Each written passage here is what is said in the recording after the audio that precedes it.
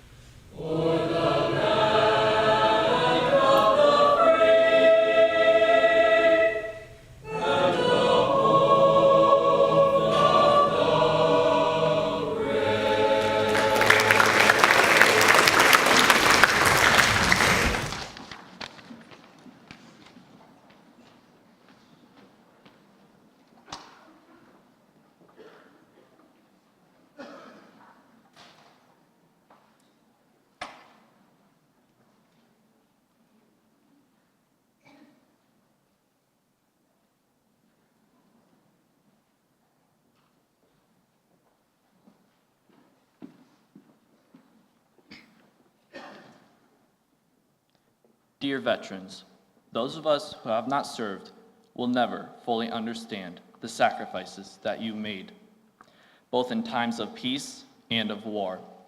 We will never fully understand what you were required to do or how you were able to do it. We will never fully understand the depths of your scars, but we can offer you this. We see you, we recognize your humanity, and we send you love that is gentle, patient, and healing. With blessing and gratitude, we ask that you remember you are loved. Thank you.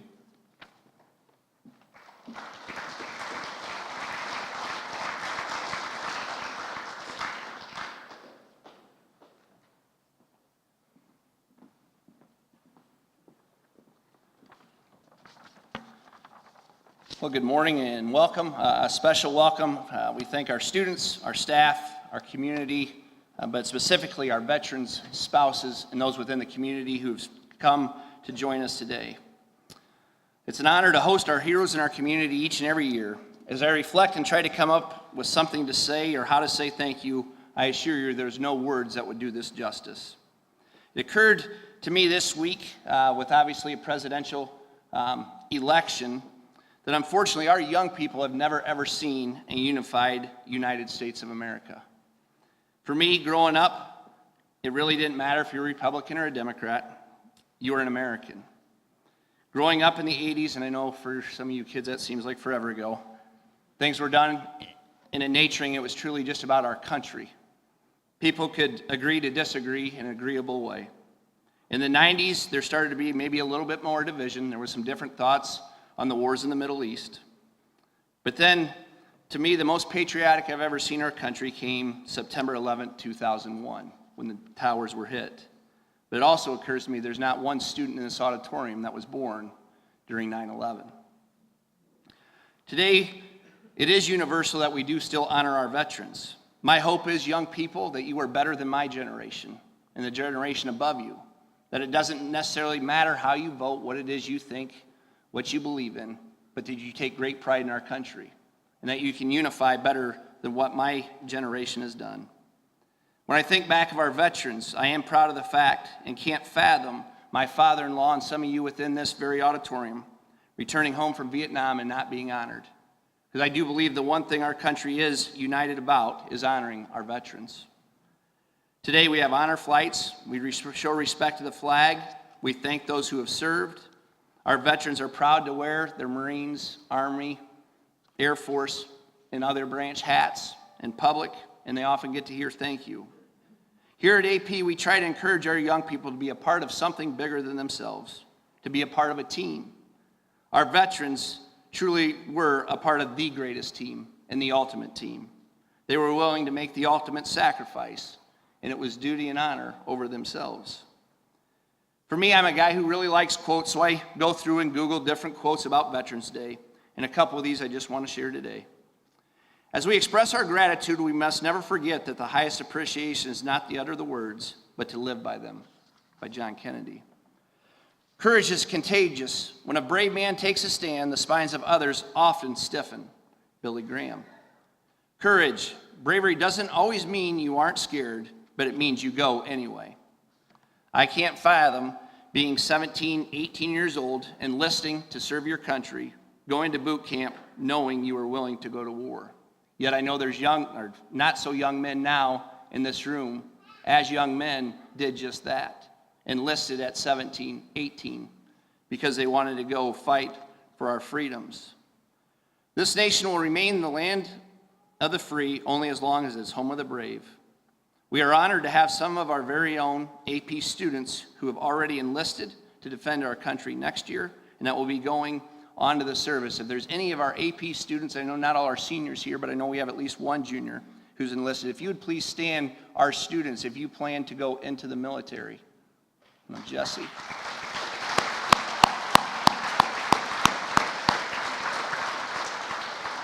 Like I said, I know we have a couple others, and we thank you for that. And we know you'll do a great job and represent us well and keep us safe. To the soldiers and the family members who are here, we thank you for what you've done and for your sacrifice. We hope you enjoy our program, as this is truly one of our favorite days where we get to honor our local heroes for what they've done for us. At this time, it's my honor to introduce our guest speaker today. Master Sergeant Thomas E. Heckman is assigned to the 133rd Airlift Wing, Minnesota Air National Guard in St. Paul, Minnesota, as an aircraft maintenance crew chief. He assumed his current position in November of 1992 and provides leadership and support to the airmen of the 133rd in the accomplishments of rules. Master Sergeant Heckman has also contributed to his community as a senior civil air patrol member. He also qualifies and trains the cadets in the ground team member duties. He also supports as a mission safety officer, logistics officer, supply officer, transportation officer, emergency service training officer, and squadron leadership officer. For the last 8 years, Master Sergeant Heckman has volunteered for the Minnesota National Guard Youth Camp at Camp Ripley as a counselor, assistant director, and driver for a teen camp. As an Honor Guard member, he performs military funerals and color guards events such as retirements, change of commands, and change of assumption ceremonies. He is also active in the community and helping at the Veterans Home in St. Paul and Laverne, Minnesota. Let's have a warm welcome for our guest speaker, Master Sergeant Heckman.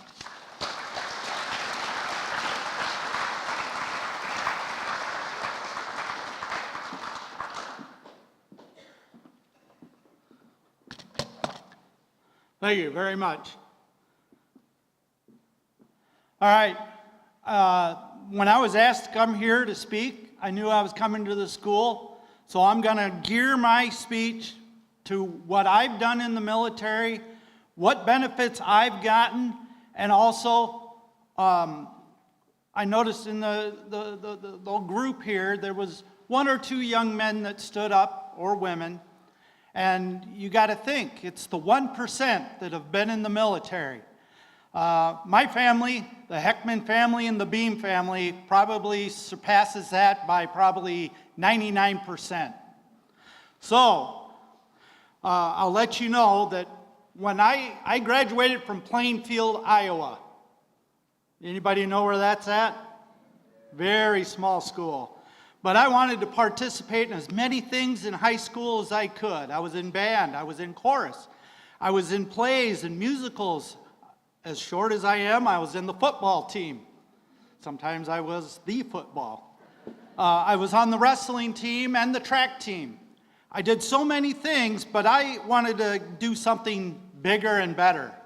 I wanted to get into aviation, and I wanted to do and get out and do stuff.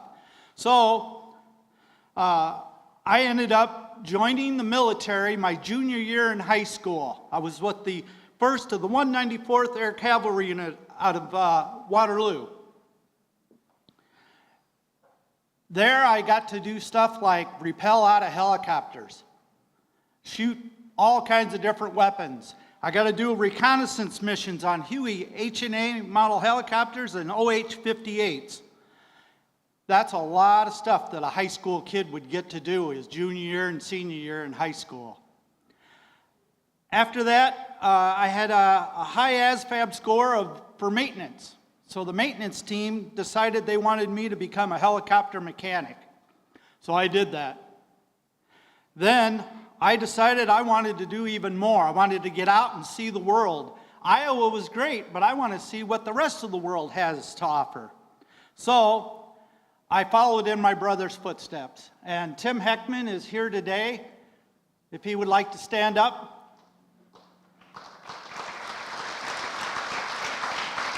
He was in the Air Force for 21 years. He was a flight mechanic on C-9s. Seemed like that was the coolest job in the world. So when I got to basic training, you sit in a room and you got to pick your job. And I knew there was the one job I wanted to be, and that was a crew chief. So I ended up being a flight mechanic on C-130s.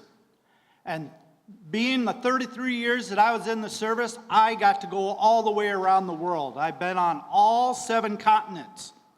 I also got to go to some of the biggest cities: New York, Los Angeles, Miami, Chicago, St. Louis, Edmonton, Canada, Dubai, if you know where that's at. But I was a country guy. My job was to pick out the equipment and the vehicles that we were going to drive.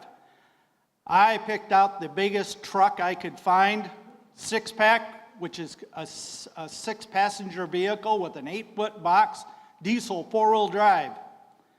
Try and figure out how to do a U-turn in New York City with one of those. Not too good, but I enjoyed it. I've been as far north as 240 miles north of the Arctic Circle. I've been as far south as Antarctica, and I've been there 3 times. I've been as far as west as Hawaii, and I've been as far east as Christchurch, New Zealand. So I've been around, and some of those places I went multiple times. There are many places that I went where it was desolate. We were the only people on that island or whatever was going on. And I also have been to places that probably nobody wants to be at, but in a C-130, you go where it wants you to go. While I was in the service, I was an aircraft mechanic. The FAA gave us a one-time opportunity to go take our written test for the FAA written test for the airframe and power plant license. And I got that. Being that I was flying with the crews all the time, I was really into aviation. So I decided to get my private pilot's license. Later on, I ended up getting recruited to be a federal aircraft inspector with the Minnesota Air National Guard. And I did that for 27 years.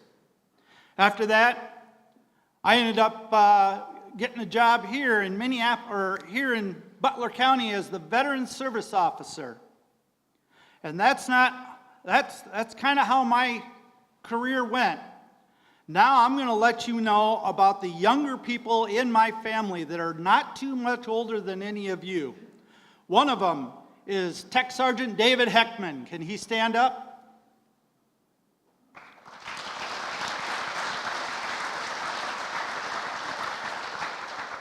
He's been in the military for 12 years now.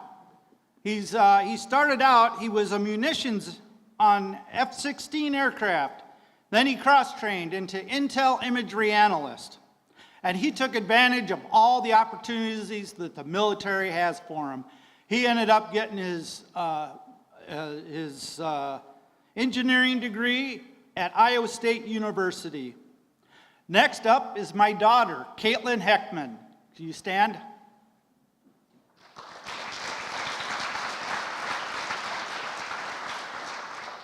Caitlin Heckman, she is also with the 132nd Air National Guard Unit. She's an admin specialist. If you know what an admin specialist is, they do all the paperwork that no one ever wants to do. Gives me a headache even to look at the forms, even though I'm a veteran service officer now. She actually went to Iowa State also, took advantage of all the benefits that the military has, and she didn't just get one degree, she got two. She got a journalism degree and a business degree. Next up is my daughter-in-law, Mariah Heckman.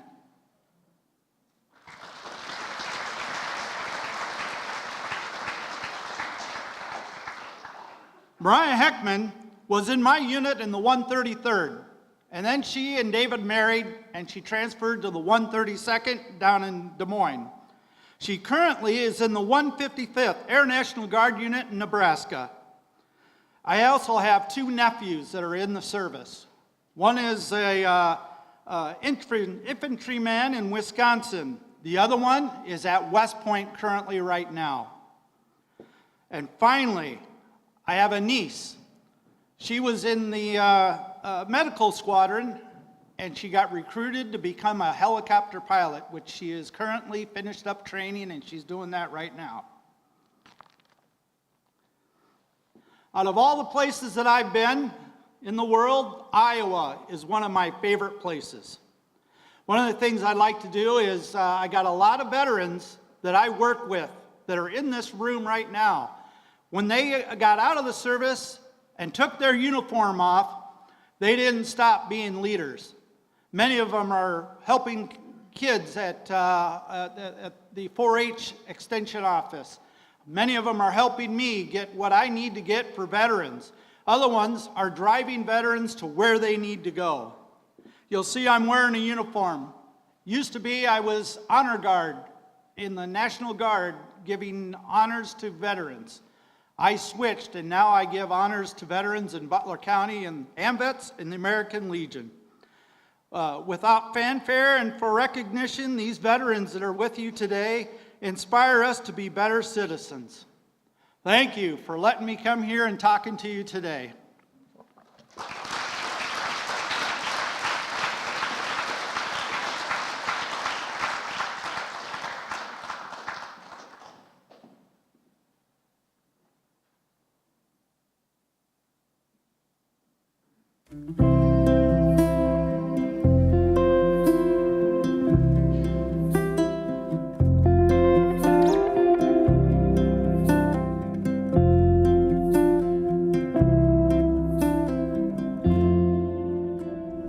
me, veterans represent bravery, courage, and dedication. What do veterans mean to me? Veterans mean to me that they put their life on the line for me, and I am truly grateful that they chose to do that. Thank you. Why veterans mean the most to me would be they're putting their life on the line every single day for us to enjoy our freedoms every single day, and it's by choice, and that's why we should honor them every single day. So the veteran in my life would be my great-grandpa. He means a lot to me. He's a good man, and he's a very hard worker, and I appreciate him and other veterans, and I make sure to thank them when I can. My brother's in the military, and this means that it makes me proud that he's serving and doing good things for our country. My grandpa is in the military, and it just means a lot to me because, he went and fought for our freedom, knowing that he couldn't come back, and if he didn't come back, I probably wouldn't be here, but it just makes me proud to know that he went and fought for our country. Veterans Day means honoring those who have served in the past. My father, being one, served in World War II, and I did not serve, but I've been on military bases all over the world and have a newfound appreciation for the sacrifices they make and how much deeper and greatly I appreciate everything they do for us. So thank you very much, veterans. A veteran that has influenced my life would be my bus driver. He was a very nice man, and he gave us cookies during every holiday. The veterans in my life are my uncle and my grandpa. Having them in my life means I get to hear their war stories and appreciate them even more. Hearing those stories makes me appreciate veterans and make sure I always thank them if I see them in public.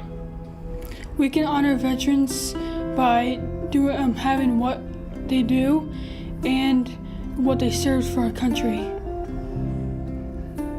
Thank you, veterans, for everything that you've done for our country, your selfless love for others. There's no greater love than when another person lays down their life for their friends, and I just want to tell you how much I appreciate your selfless love for this country and our people.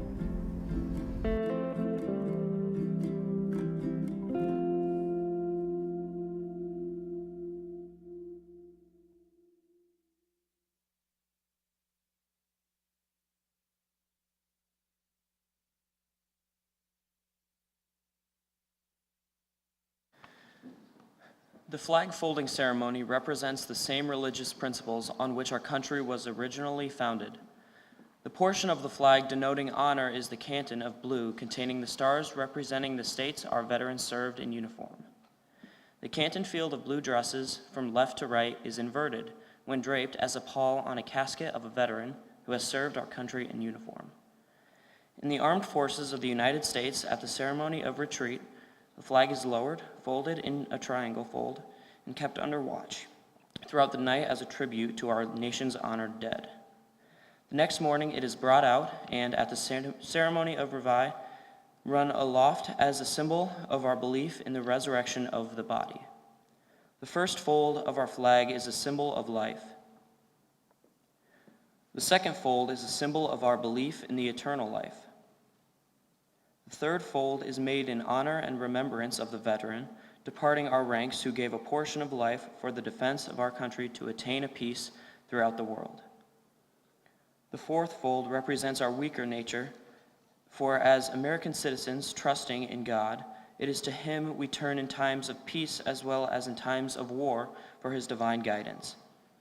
The fifth fold is a tribute to our country, for in the words of Stephen Decatur, our country, in dealing with other countries, may she always be right, but it is still our country, right or wrong. The sixth fold is for where our hearts lie. It is with our heart that we pledge allegiance to the flag of the United States of America, and to the republic for which it stands, one nation, under God, indivisible, with liberty and justice for all. The seventh fold is a tribute to our armed forces, for it is through the armed forces that we protect our country and our flag against all her enemies, whether they be found within or without the boundaries of our republic. The eighth fold is a tribute to the one who entered into the valley of the shadow of death, that we might see the light of day, and to honor Mother, for whom it flies on Mother's Day. The ninth fold is a tribute to womanhood, for it has been through their faith, love, loyalty, and devotion that the character of the men and women who have made this country great have been molded. The 10th fold is a tribute to Father, for he, too, has given his sons and daughters for the defense of our country since they were born. The 11th fold, in the eyes of a Hebrew citizen, represents the lower portion of the seal of the King David and King Solomon, and glorifies in their eyes the God of Abraham, Isaac, and Jacob. The 12th fold, in the eyes of a Christian citizen, represents an emblem of eternity and glorifies in their eyes God the Father, the Son, and the Holy Ghost. When the flag is completely folded, the stars are uppermost, reminding us of our national motto, "In God we trust." After the flag is completely folded and tucked in, it takes on the appearance of a cocked hat, ever reminding us of the soldiers who served under General George Washington and the sailors and Marines who served under Captain John Paul Jones, who were followed by the comrades and shipmates in the armed forces of the United States, preserving for us the rights, privileges, and freedoms we enjoy today.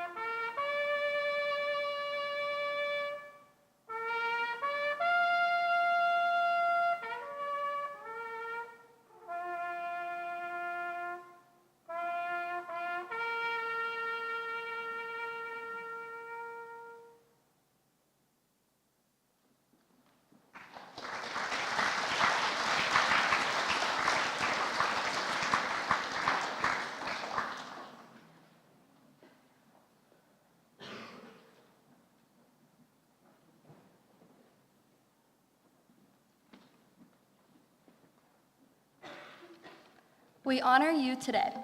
To all of our veterans, far and near, we thank you for your service for all those years. You sacrificed your time and some gave your life. You preserved our freedom by willingly paying the price. Many of you were sent overseas. You were wounded in battle with scars and disease. But courageous and brave, you weathered the storm. You faced every battle with faith and beyond. We honor you with joy for all that you've done. You stood strong for our country, for our daughters and sons. So no one stands alone, we walk hand in hand. Remember, we are with you, together we shall stand. We salute you today, hear what we say. Let our words speak eloquently in this special way. On this day, let us express our love and thanks for the sacrifice you paid. You served in honor for many years and days, and we will never forget how you were strong and brave.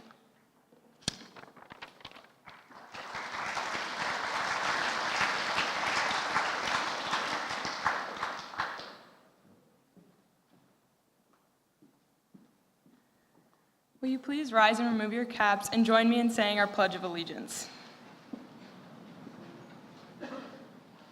I pledge allegiance to the United States of America and to the republic for which it stands, one nation, under God, indivisible, with liberty and justice for all. Thank you.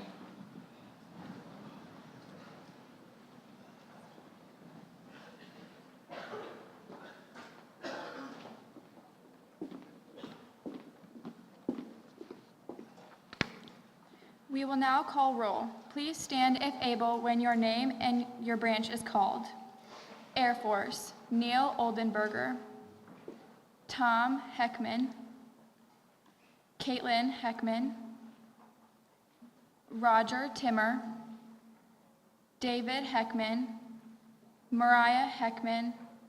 Tim Heckman.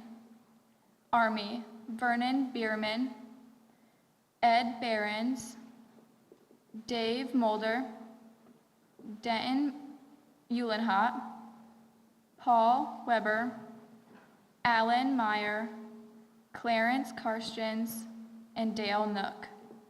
Bob Schmines, Travis Fleschner, Larry Prusner, Robert Schmidt, Craig Schmidt, Herman Luring, Mark Youngberg, Joe Walbom, Dwayne Johnson, Sean McLean, Alan Meyer, Ron Broquet.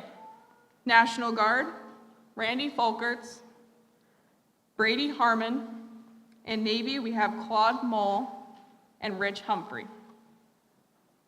Thank you.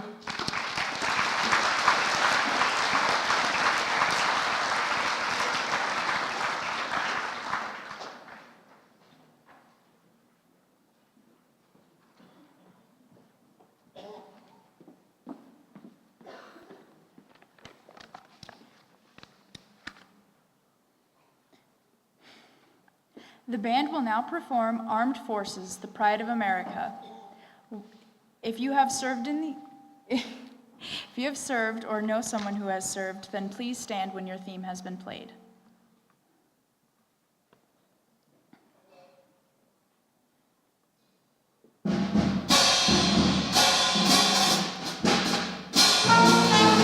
Army.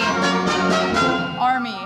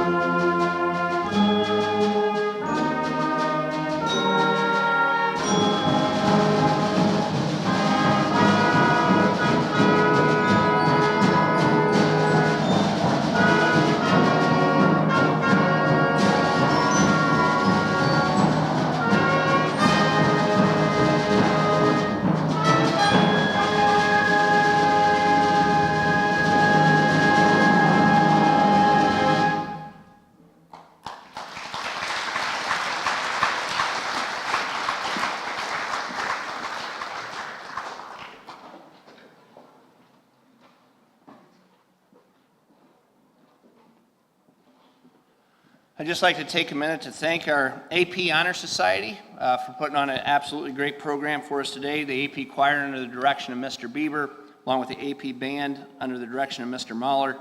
To our student body, thank you for being a great audience today.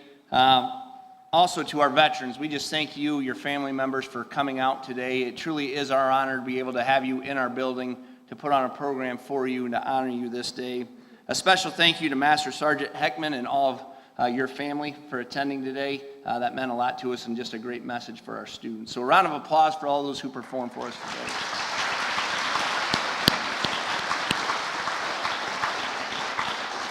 As we dismiss at this time, students, I'm going to have you guys go first. Students will go to second hour. If you see somebody you know, one of our veterans or guests, please take a minute and say hi to them.